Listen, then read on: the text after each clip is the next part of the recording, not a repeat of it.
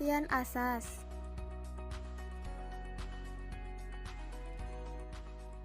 Asas secara etimologi atau bahasa diambil dari bahasa Arab yaitu asasun. Asas adalah landasan berpikir yang sangat mendasar. Oleh karena itu di dalam bahasa Indonesia, asas mempunyai arti. Yang pertama, dasar, sesuatu yang menjadi tumpuan berpikir atau berpendapat. Yang kedua, dasar cita-cita, perkumpulan atau organisasi. Dan yang ketiga yaitu hukum dasar. Sedangkan asas menurut Kamus Umum Bahasa Indonesia mempunyai beberapa arti. Di antaranya adalah kebenaran yang menjadi tumpuan berpikir atau berpendapat.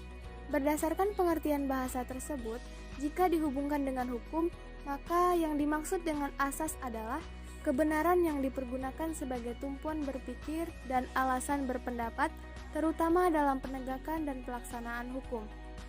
Maryam Darus Badrul Zaman dalam bukunya Mencari Sistem Hukum Benda Nasional mengatakan bahwa asas adalah asas diperoleh melalui konstruksi yuridis, yaitu dengan menganalisis, mengolah data-data yang sifatnya nyata, konkret, untuk kemudian mengambil sifat-sifatnya yang umum, kolektif, atau abstrak.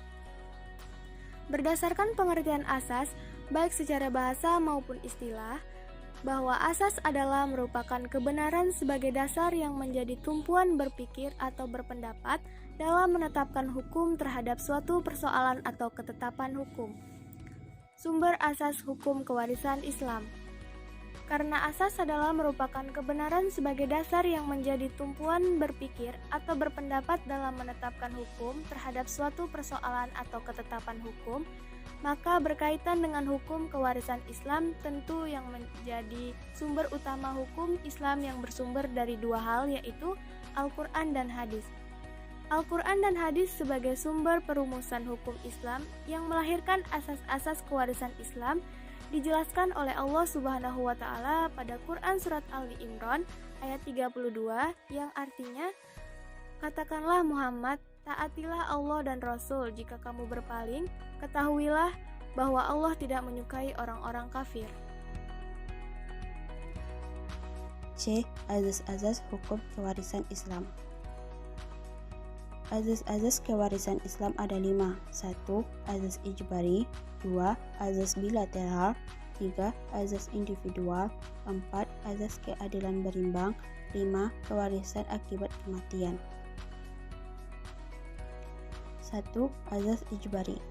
Azas ijbari ialah pengalihan harta dari seseorang yang meninggal dunia kepada ahli warisnya berlaku dengan sendirinya menurut ketetapan Allah, tanpa digantungkan kepada kehendak pewaris dan ahli warisnya, dan azas ini dapat dilihat dari berbagai segi, yaitu A. Dari segi pewaris, B. Dari segi peralihan harta, C. Dari segi jumlah harta yang beralih, D. Dari segi penerimaan pelarihan harta itu.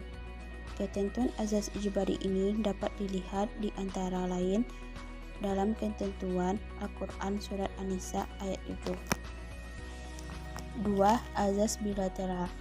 Yang dimaksud dengan azas bilateral dalam hukum kewarisan Islam adalah seseorang menerima hak kewarisan dari kedua belah pihak kerabat, yaitu dari garis keturunan perempuan maupun keturunan laki-laki. Untuk lebih jelasnya, azas bilateral ini dapat dilihat dalam surat An-Nisa ayat 7 dan 11. Dalam ayat 7 dikemukakan bahwa seorang laki-laki berhak memperoleh warisannya dari pihak ayahnya maupun ibunya. Begitu juga dengan perempuan mendapat warisan dari kedua belah pihak orang tuanya. Ayat ini merupakan dasar bagi kewarisan bilateral. Selanjutnya diperjelaskan dalam surat An-Nisa ayat 11.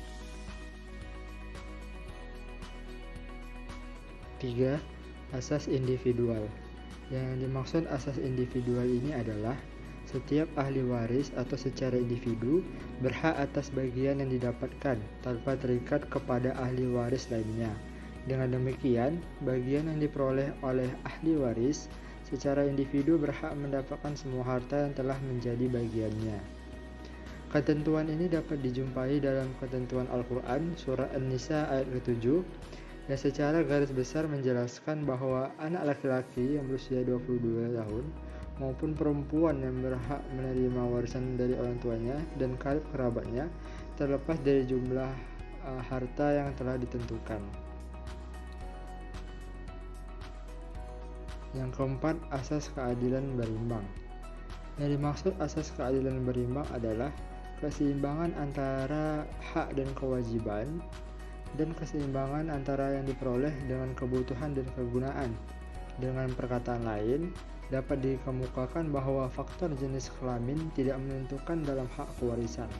Dari pihak laki-laki dan pihak perempuan menerima harta warisan secara berimbang, artinya dari garis keturunan pihak laki-laki dan dari garis keturunan pihak perempuan menerima harta warisan sesuai dengan keseimbangan tanggung jawab dan dalam kehidupan rumah tangga.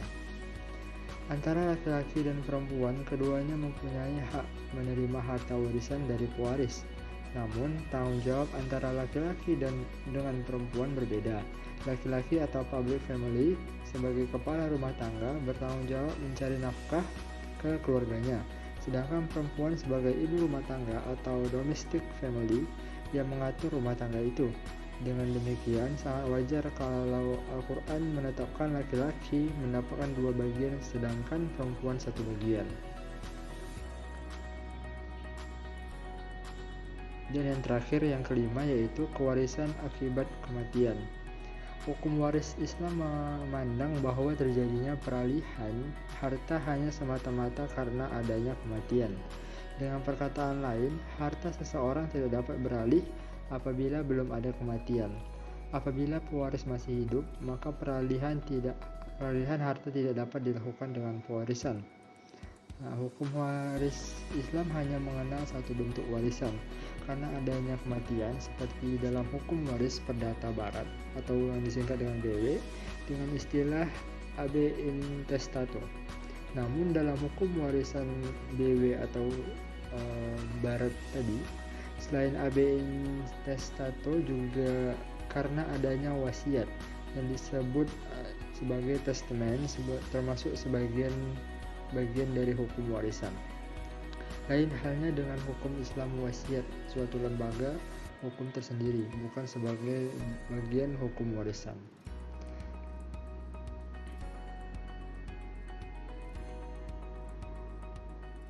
Terima kasih.